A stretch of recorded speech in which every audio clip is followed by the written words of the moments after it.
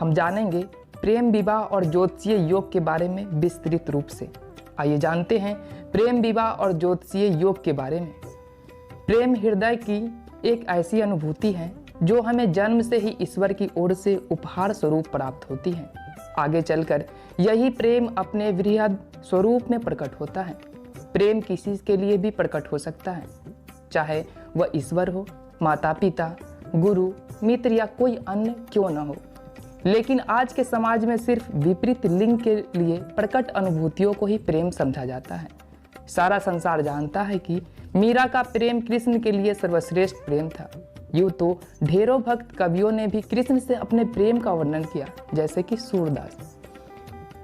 ज्योतिष में प्रेम संबंधों और प्रेम विवाह को लेकर हमेशा से ही दिलचस्पी रही है। ज्योतिष शास्त्र में कई ऐसे ग्रह दशाओं और योगों का वर्णन है जिनकी वजह से व्यक्ति प्रेम करता है और स्थिति प्रेम विवाह तक पहुंच जाती है। आज हम इस लाइव के माध्यम से उन्हीं ज्योतिषीय योग के बारे में बताएंगे जो आखिरी तक जाते जाते प्रेम विवाह में तब्दील हो जाती है। प्रेम विवाह के कारक ग्रहों के साथ यदि शुभ व क्रूर ग्रह बैठ जाते हैं तो प्रेम विवाह में बाधा आ जाती है। यदि प्रेम विवाह का कुंडली में योग ना हो तो प्रेम विवाह नहीं होता है। तो आइए जानते हैं ज्योतिषीय योग के बारे में जो प्रेम विवाह कराता है। सबसे पहला है, जन्म पत्रिका में मंगल यदि राहु या शनि की युति बना रहा हो तो प्रेम विवाह की संभावना होती है। दूसरा है, जब राहु प्रथम यानी लग्न में हो परंतु 7वें भाव पर बृहस्पति की दृष्टि पड़ रही हो तो व्यक्ति परिवार के विरुद्ध जाकर प्रेम विवाह की तरफ आकर्षित होता है। तीसरा, जब पंचम भाव में राहु या केतु विराजमान हो तो व्यक्ति प्रेम प्रसंग को विवाह के स्तर पर ले जाता है।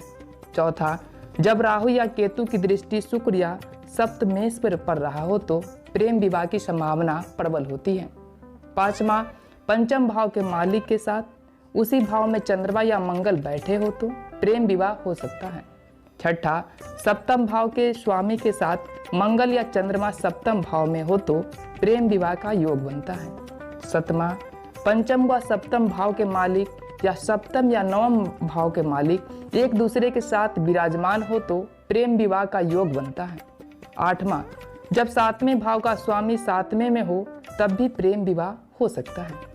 नौवां, शुक्र या चंद्रमा लग्न में पंचम या नवम में हो तो प्रेम विवाह कराते हैं। 10वां, लग्न व पंचम के स्वामी या लग्न के व नवम के स्वामी एक साथ बैठे हो या एक दूसरे को देख रहे हो तो प्रेम विवाह का योग बनते हैं।